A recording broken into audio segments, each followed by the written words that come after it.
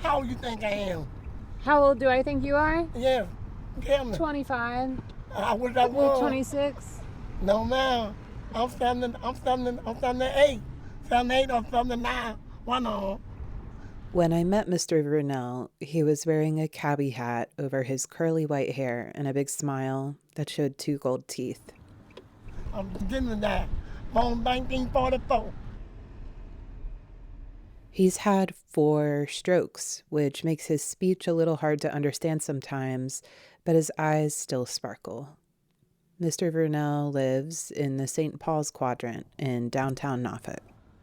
How long have you been living in this neighborhood? 35 years I've been living out there. 35 years. And when you look around where we're driving through, what has changed since 35 years ago? Ain't nothing changed but the weather.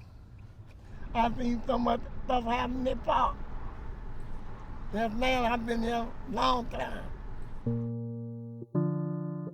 Public housing communities used to be called parks, so older Norfolk residents like Mr. Vernell often refer to them that way. All 3 of the parks in St. Paul's Quadrant look almost exactly the same. Lines of brick apartments that face each other, 2 stories tall, each with matching windows, doors, and AC units. It's a total of upwards of 1,000 units, and it's easy to get lost in the identical row houses for an outsider like me. Vincent Hodges, a social worker and organizer, drove me and Mr. Vernell around all 3 of the public housing parks in the St. Paul's Quadrant. When we roll through here, what do you think, Mr. Vernell? You think that's a good idea to go over there? To go to all of us, see what's going on. All these parks. Tidewater Garden, that whole area floods out really bad. Yes, they do. St. Paul's is made up of 3 public housing communities, Young's Terrace, Calvert Square, and Tidewater Gardens. About 3 weeks before this recording, Tidewater was demolished. I can't believe all this gone. I ain't been this for so long. I ain't all these houses gone, man. Tell now. Yes, sir. Took them down just like that. God knows, man. I know. It's sad, right? And so that's sad, man. Tidewater Gardens had been in disrepair for decades as a result of intentional neglect and disinvestment in public housing from local, state, and national levels. It notoriously flooded the worst out of all of the public housing parks in St. Paul's, but flooding is the baseline here. It's like 2 days after the flooding comes and you can get over to the neighborhoods and say, you okay? Were you able to get some sandbags up? Yeah, it might be environmentalism, but it can't rain all the time, and then it's gunshots. When it comes to safe, healthy, and affordable housing, residents of St. Paul's have more to deal with than just flooding. Environmental hazards are piled on top of a heap of other issues: violence, hunger, and the ever-present chance that their apartments will be destroyed. For Mr. Vernell, it seemed like a shock to see his former home in Tidewater Gardens reduced to just a field marked with puddles of water from the previous night's rain. Did you have family in Tidewater? Friends in Tidewater? Oh, yes, ma'am. I used to live over here.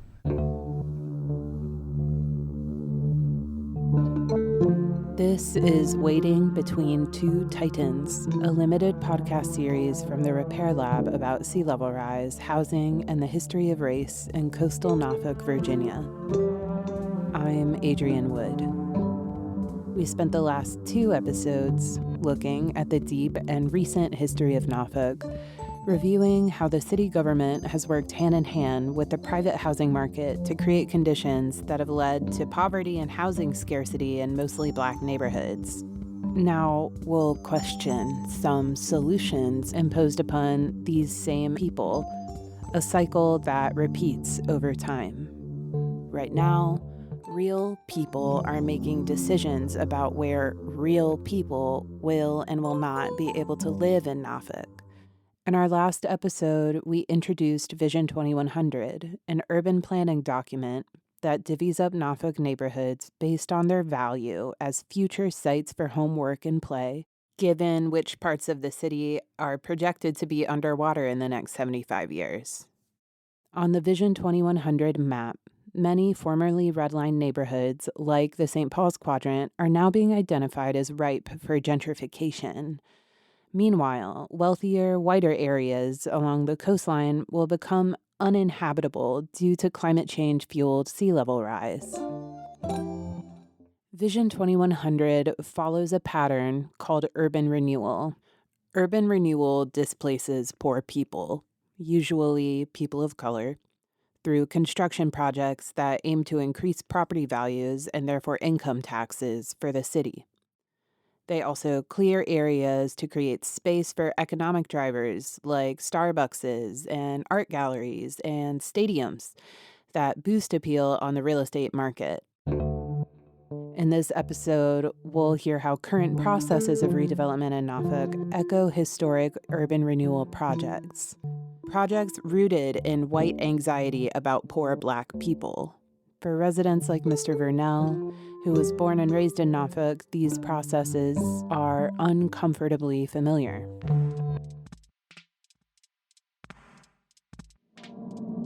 The St. Paul's redevelopment project will lead to the displacement of Black residents from the city's center to the benefit of real estate investment firms and affluent newcomers to the city.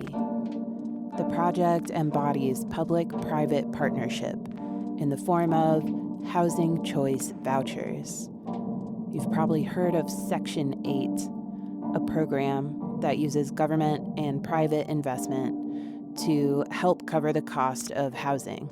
Section 8 vouchers are being offered to the displaced residents of St. Paul's as one tactic within an overall strategy called deconcentrating poverty.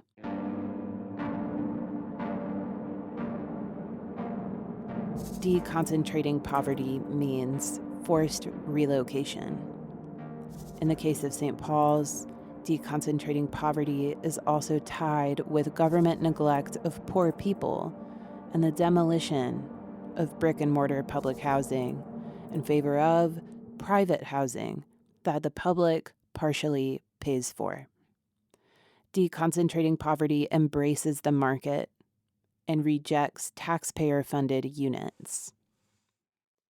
This is a hot topic of conversation at Norfolk City Council meetings. Deconcentrate poverty. Deconcentrate poverty. Deconcentrating poverty. Deconcentrating poverty. Concentrating poverty. Deconcentrating poverty. Concentrated poverty. Deconcentrating poverty in Norfolk's public housing communities. Deconcentrate poverty? What about simply the reduction of it?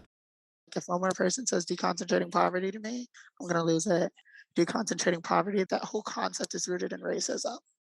Monet Johnson is the lead housing and environmental organizer for New Virginia Majority. During this interview, she had actually lost her voice due to the stress of her work. Monet often works advocating for residents of St. Paul's.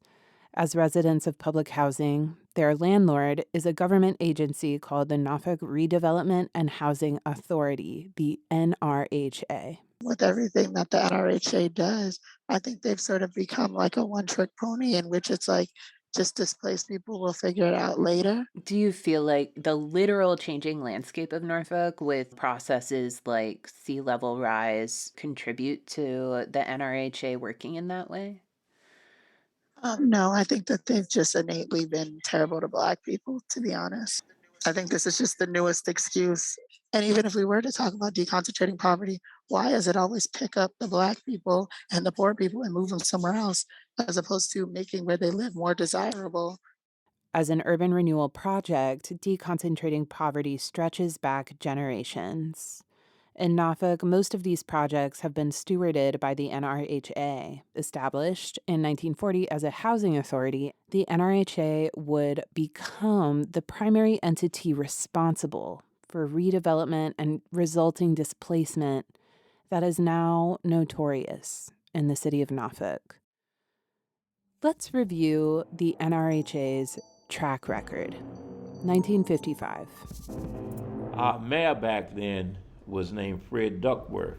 You might remember Paul Riddick, who was 2 months from retiring from Norfolk City Council at the time of this recording in September 2022. He was remembering his childhood in the 50s in the Atlantic City neighborhood. It was a community of working class blacks / poor blacks, working class whites / poor whites. Atlantic City doesn't exist anymore. Mayor Duckworth used the city's power of eminent domain to seize the entire neighborhood and hand it over to the NRHA to be redeveloped. But records show that he tore down 3,500 homes and apartments to keep blacks from going to school over there. When Duckworth tore down Atlantic City, we were dispersed. Yeah, 927 West Island Road, that was Atlantic City. Hello. This is Tidewater Point, and I'm Joel Carlson. A quick look at Norfolk's plans for redevelopment of its 1959. The city of Norfolk was recognized by the U.S. government for their slum clearance projects. Eloquent prayers and speeches inaugurated the NRHA's plan for redevelopment. This ceremony signalizes the start of that downtown project. I said it represents a kind of a D-Day. Fortunately, however, the attack we're now making is one that cannot be repelled. An attack that cannot be repelled? What do you think they're attacking? What do they think they're attacking? This is not a funeral. It is really resurrection. First, I would like to read a 1968. The Scope Arena is built in downtown Norfolk when NRHA Director Larry M. Cox misappropriates funds from the Federal Housing Act, funds that were intended to support construction of affordable housing in the city. Blocks of downtown, where many black communities were rooted, are razed. With Mr. Lawrence M. Cox, the Executive Director of the Norfolk Redevelopment and Housing Authority. The slums, as I understand it, are concentrated in the area that is planned for redevelopment in this project. Is that right? That's correct. No land in this area will go back to residential uses. And this will rid the city of a large segment of blight. 1969. Perhaps the NRHA's most notorious hit, the redevelopment of Ghent. Before they decided to redevelop Ghent, they sold those homes in Ghent while they had a lifespan of maybe 4 or 5 years to blacks. Well, then they decided, meaning the Redevelopment Housing Authority and the shadow government, they started going in and buying these homes, telling the blacks that they're going to be able to come back. This is Redevelopment Housing Authority. They're going to be able to come back. Well, they could go back, but they weren't told that they're going to need $300,000 or $350,000 to go back. Black residents who left East Ghent were not able to return to their homes because they couldn't afford the new houses in the area. The housing authority didn't really care where they ended up, and many families were pushed into neighborhoods with a higher concentration of poverty.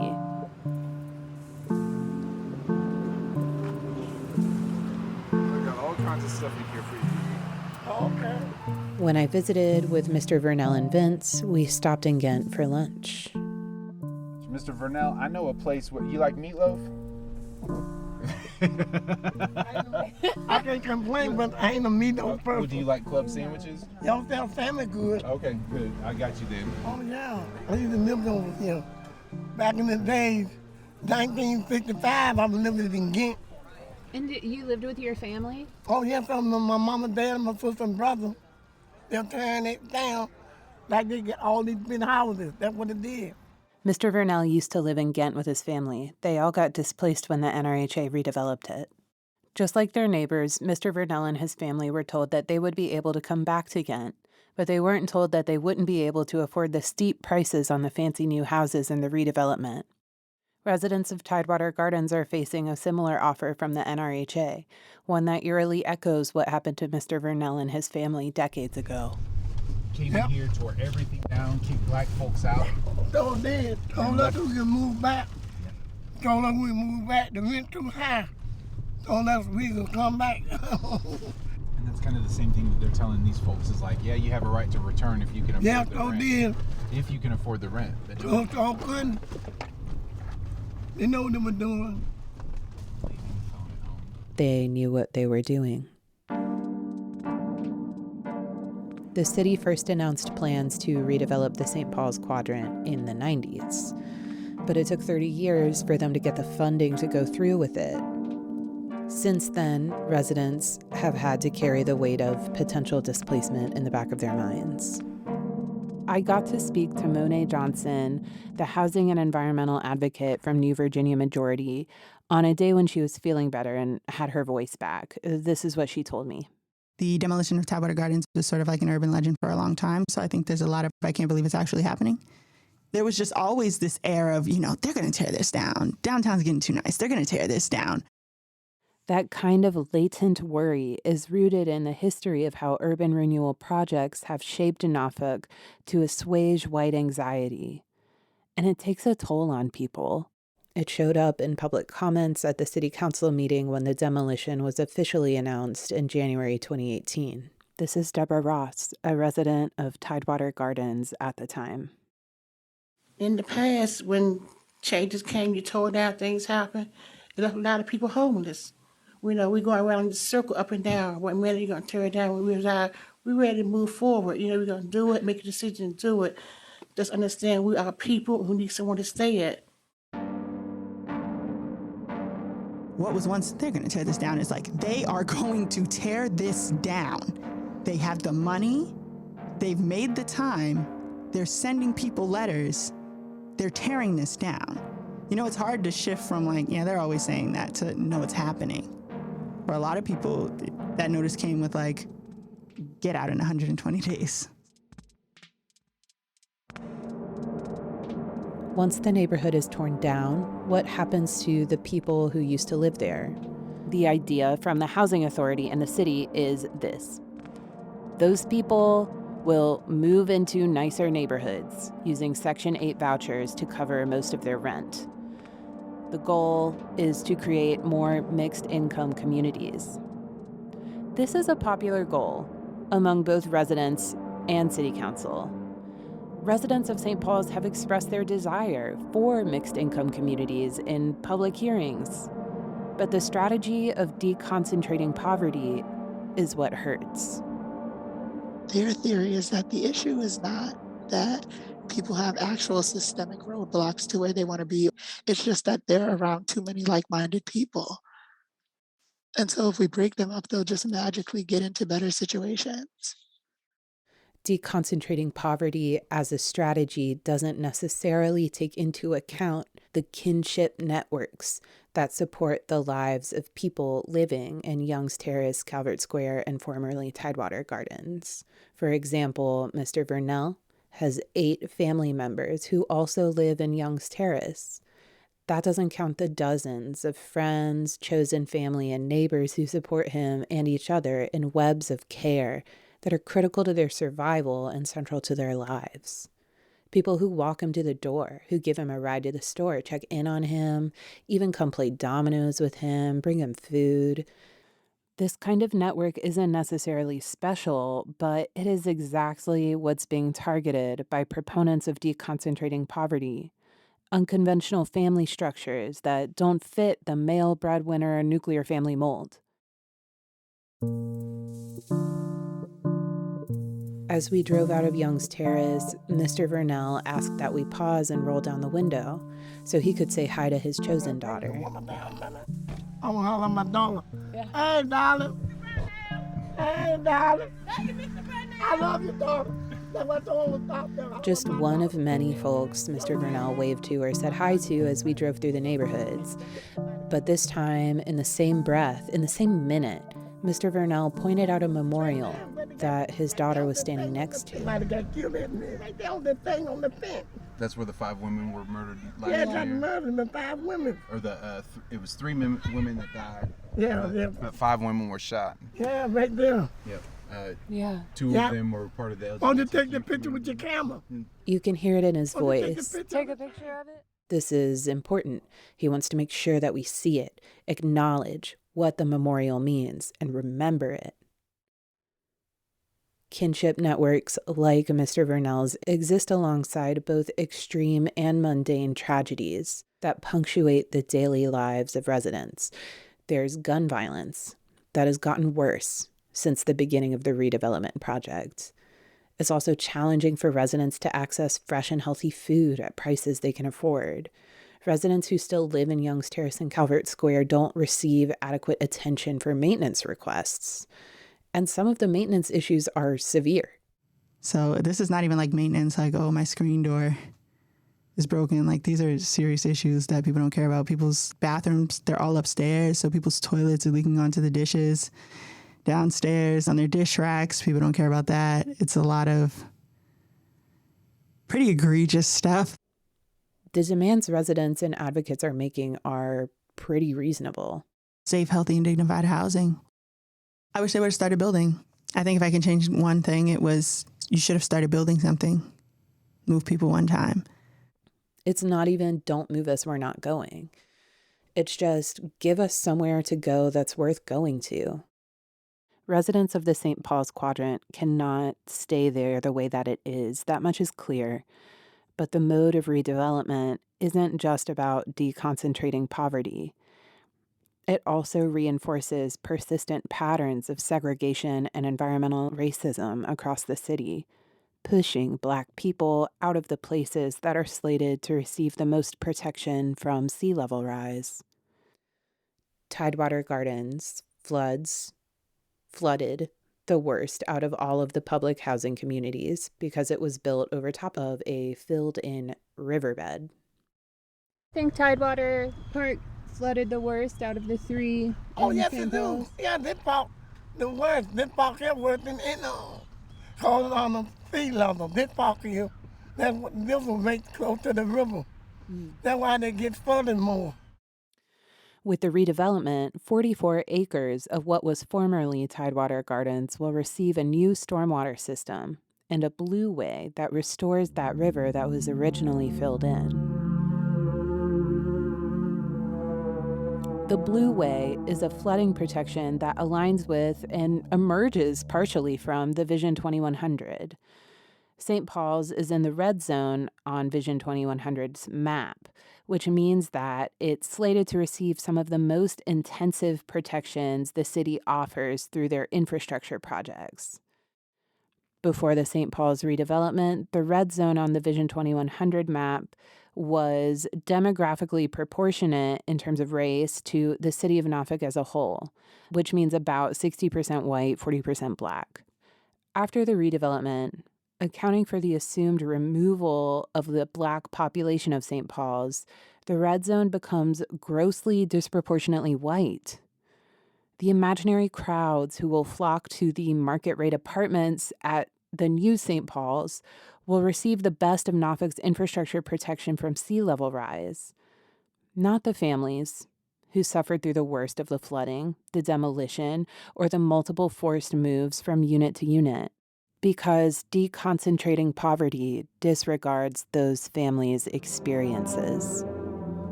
In 2020, the plan for St. Paul's was to demolish all 3 public housing communities, upwards of 1,000 units.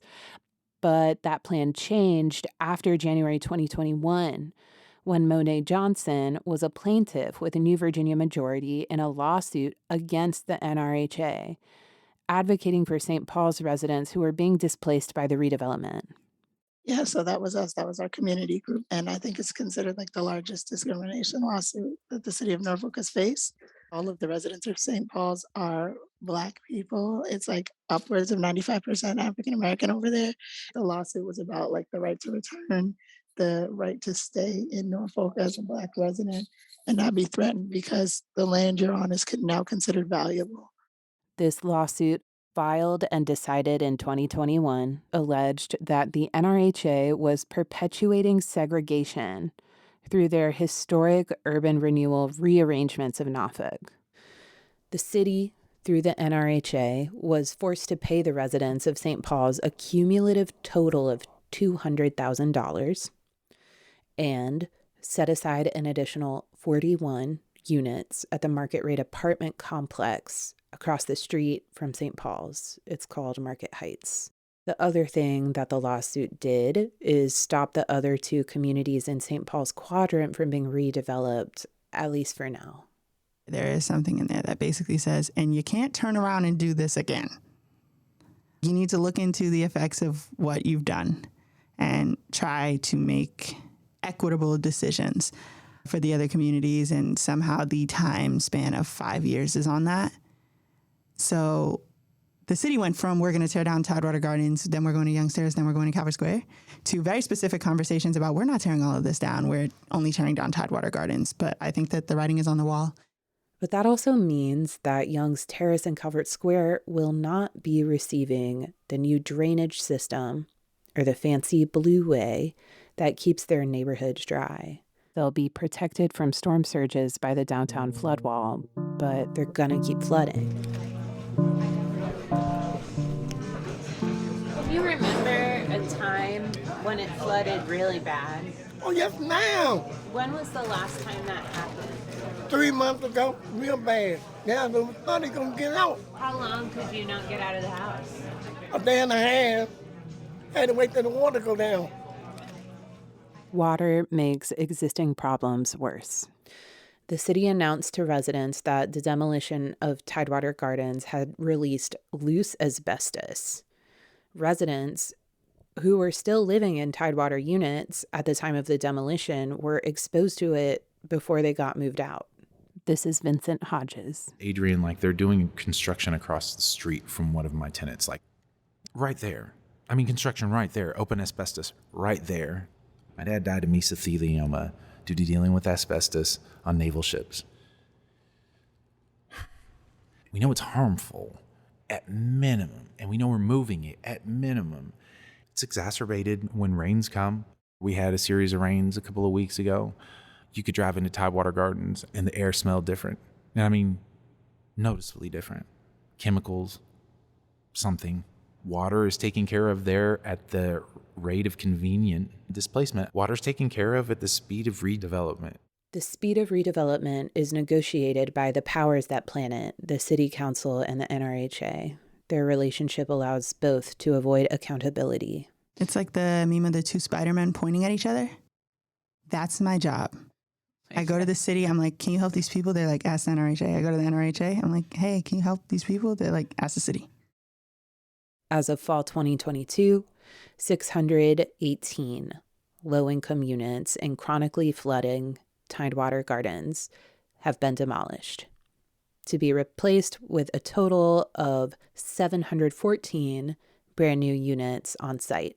For the families that Monet is trying to help, the ones that are being moved out due to the redevelopment, choices are limited. About half signed up to return to the small percentage of new units that are set aside for former residents.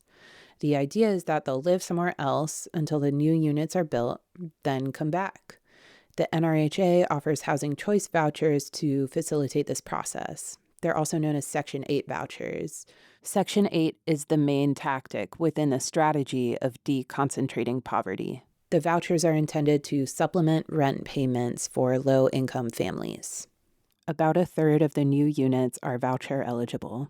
The last time I checked, the waiting list to get a voucher, not even the waiting list of people with a voucher at apartment complexes, is about 7,800 people. It was closed for a while, up until at least March, April-ish, if I'm not mistaken. They opened it for 3 days, and 4,000 new families were on the list.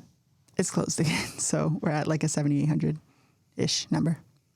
Most families tried to apply for the vouchers, but only a few were able to get them, even if they made it to the top of the 7,800 applicant long wait list, got a voucher, and applied for a rental.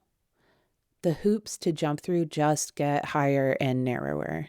And although it is technically illegal, landlords still discriminate against rental applicants using vouchers. In fact, they always could. When Section 8 became the default tactic for deconcentrating poverty, there were no protections alongside it to prevent discrimination. It's just the logic of the housing market, which, if you heard episode 2, you'll recall is deeply flawed and profoundly racist logic. Vincent Hodges has seen the Section 8 system from the inside alongside some of the residents that he assists. The voucher system is just so so insultingly insufficient. And then the injustices that tenants are facing for it because they're not being considered for housing. They're showing up with, Section 8 tattooed all over their application. People are having to apply with other names, anglicized names to try to get approval. It's crazy. This kind of thing happens all the time. If a landlord wants to reject an applicant because they have Section 8 support, they'll find a way to. Whether it's just making it a hassle for them to get to the rental office, or adding extra paperwork, or finding something in their record to justify the rejection. If it's so hard to get a voucher, where then do displaced families go? Oh man, so it depends on the family. More likely than not Norfolk. Other families have gone to other NRHA neighborhoods with their vouchers where they're not subjected to necessarily the impending demolition, but the same poor housing conditions, mold, all of that good stuff. There are people who have moved as far as Oklahoma. And then there are people who just were scared by the continuous notices from the city and were like, I gotta get out of here. From before the first building was torn down or vacated, they were informed by us, by residents, by others, that there's not going to be a place to go with these vouchers. They ignored that.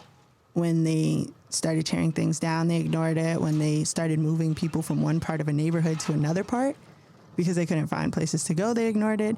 And now that half the community is gone and there's only a few families who are subjected to some really, really horrible conditions and are still saying, I don't necessarily have anywhere to go, it's still being ignored.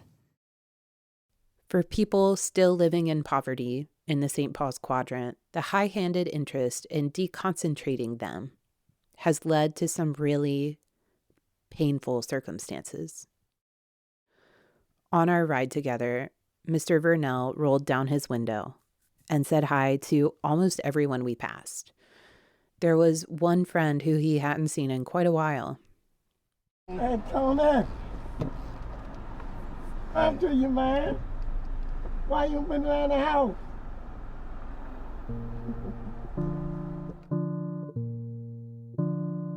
The man was a white-haired elder like Mr. Vernell. He was sitting on some pallets next to a general store. He seemed a little out of it. It took him a while to recognize Mr. Vernell and to wave back, and he didn't answer when Mr. Vernell asked him what had happened to him. I wonder if he used to be Mr. Vernell's neighbor. This is how deconcentrating poverty actually works. There are no updates. There's no reports. It's confusing. And the next thing you know, someone who you used to see every day, who felt like family to you, you see sitting outside of the store, and they don't look the same. It's a slow unraveling of the web that was holding you all together. Deconcentrating poverty doesn't resolve poverty. It just disperses people and makes them less noticeable. Networks of kinship that had offered some kinds of regulation and stability to people get unraveled through processes like these. And the cycle continues because the system continues, unless we choose a path that aims to create conditions in which poverty can be healed from, rather than rendering the poor invisible and isolated. In the next episode, we'll look at a really different public housing community in Norfolk called Grandy Village and its neighbor, Chesterfield Heights. A major grant finally supported some large-scale landscaping work that protects a majority Black working-class neighborhood from flooding and sea level rise. But residents there have lingering questions about who exactly this was for. Well, the Ohio Creek project is helping a majority Black neighborhood. And it's true, but it's also, it has the perverse effect of making the land more gentrifiable. All of the homes that are being bought over there now are being bought by whites that are coming back to Chesterfield Heights. I feel like there's going to be some type of buffoonery that they're going to come up with that is going to almost resemble the St. Paul's quadrant, that is going to probably force a lot of the residents out. Find us online at twotitans.org, twotitans.org. Transcriptions of all of our episodes are on there. You can follow us on Twitter for updates at The Repair Lab. This episode was written, recorded, produced, edited, mixed, mastered, and hosted by me, Adrian Wood. Show art by Adrian Wood. Story editing by Kelly Jones. Music by Sugarlift. Consultation and visioning with 2022 Repair Lab practitioner in residence, Kim Sutterth. Archival selections are from the NRHA's online archive. Thanks to the Repair Lab, with support from Music Theory Studios in downtown Norfolk, Sound of Music Studios in Richmond, WTJU, the UVA Race, Religion, and Democracy Lab, and the Karsh Institute of Democracy. Thanks for listening.